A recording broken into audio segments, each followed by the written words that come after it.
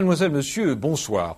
Tous les laboratoires de recherche de France et de Navarre ouvriront leurs portes demain samedi au grand public. Une opération qui est le prolongement des assises nationales de la recherche qui se tiennent depuis mercredi à Paris.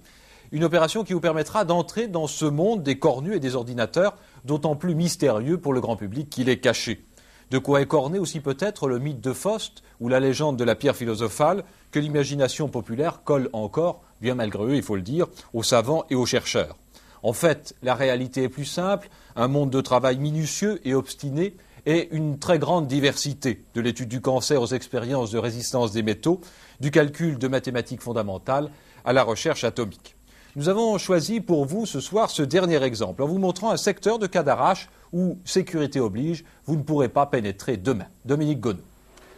En dehors des installations militaires qui seront interdites, le public ne pourra pas non plus visiter ce bâtiment, l'atelier technologique de plutonium déclaré zone jaune. Il n'y a aucun secret, mais il faut prendre trop de mesures de sécurité pour éviter les risques de contamination.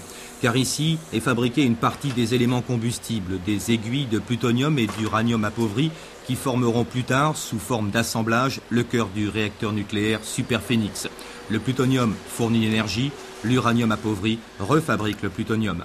Depuis 20 ans, le Centre d'études nucléaires de Cadarache étudie, teste et fabrique des réacteurs nucléaires, du stade de la recherche appliquée au développement industriel. Je ne pense pas qu'être chercheur au CEN aujourd'hui, ce soit tellement différent d'être chercheur tout court. Si l'on devait donner une définition particulière, je dirais que c'est d'être un bon chercheur, c'est-à-dire d'être un bon ingénieur, un bon technicien, ou, le cas échéant, un bon savant lorsque l'on va vers la recherche fondamentale. Il y a différents stades, il y a différents types de chercheurs ici. Alors il y a différents types de chercheurs. Je vous le disais tout à l'heure, on est toujours le chercheur d'un technicien et on est toujours le technicien d'un chercheur. Et je ne sais pas très bien où je me situe, si c'est dans la recherche ou dans la fabrication. Mais vous vous trouvez ici dans un endroit où l'on fabrique davantage que l'on ne fait de la recherche fondamentale. Parmi la vingtaine d'installations qui seront demain proposées au public, la plus importante est le département des réacteurs à neutrons rapides, l'avenir dans le domaine des réacteurs nucléaires. Particularité de ces réacteurs, ils brûlent tout d'abord l'uranium naturel jusqu'au bout, alors que les autres réacteurs type PWR par exemple ne brûlent qu'1 ou 2%. Enfin, leur refroidissement se fait au sodium liquéfié et non plus à l'eau. L'avantage dans ce type de refroidissement, c'est qu'il n'y a plus de pression. Pour ces réacteurs à neutrons rapides, une autre possibilité, c'est qu'au lieu d'être surgénérateurs, ils peuvent à leur tour faire disparaître le plutonium.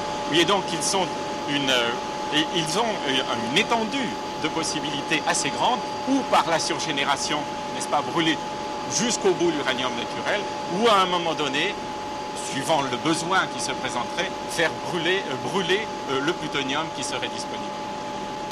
En matière de réacteurs à neutrons rapides, nous avons d'abord été liés à la réalisation de Rhapsody, ensuite de Phénix, qui depuis 1973 marche à merveille à Marcoule, et depuis 1973, nous travaillons à la réalisation de Superphénix à Cresmalville.